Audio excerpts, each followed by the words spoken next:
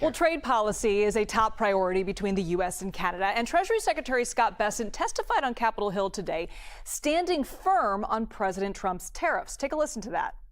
Today, I wish to highlight the department's efforts to boost U.S. economic growth, improve government efficiency, and target illicit actors that threaten our national security. The core components of the Trump economic agenda are trade, tax cuts, and deregulation. These are not standalone policies. They are interlocking parts of an engine designed to drive economic growth and domestic manufacturing. Tax cuts and cost savings from deregulation raise real incomes for families and businesses. Tariffs create an incentive for reshoring jobs and fair trade. And deregulation complements tariffs by making it easier to invest in energy and manufacturing projects. Let's get right to CBS News MoneyWatch correspondent Kelly O'Grady. Kelly, great to see you. What else stood out to you from the Treasury Secretary today?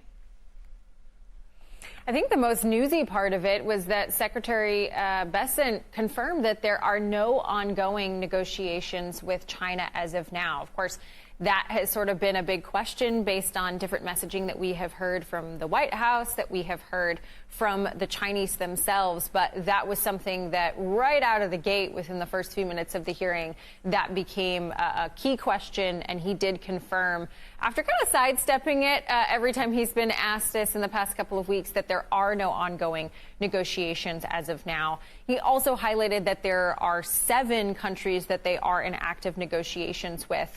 What I find very interesting, of course, the investors, businesses, consumers are watching this closely. The clip that you played where Bessent said trade policy will be hand in hand with tax cuts, deregulation, all of those different things are going to take time. They're going to take Congress approving that. Those are things that we might not see for a year plus in some cases. And so a lot of these businesses are looking at the tariffs, which are much more immediate, and saying, OK, well, that would be great if those other things come to fruition. But this is a challenge that I'm dealing with now. So it's not really hand in hand as of the immediate situation, Liz.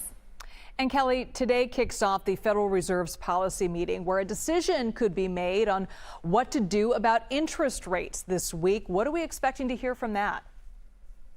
We are expecting them to hold interest rates steady. So we still might get interest rate cuts this year, but most firms aren't projecting that to come until July. Remember, we've got this meeting, this decision tomorrow, as well as another meeting in June. So not for a couple of meetings from now.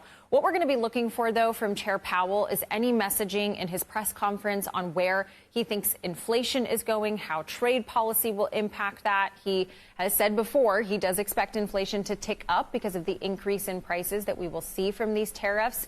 But what I am most interested in, Liz, is hearing him talk about this tightrope between high inflation and low growth. We did see a first quarter negative GDP number, which could be revised up. I'm very curious to hear his perspective on how he's thinking about the economy and growth ahead, because that's where you want to use interest rates. You want to use interest rates to spur growth, but it's hard to cut interest rates if you think you're going to have high inflation, Liz. Kelly O'Grady, thank you so much for joining us.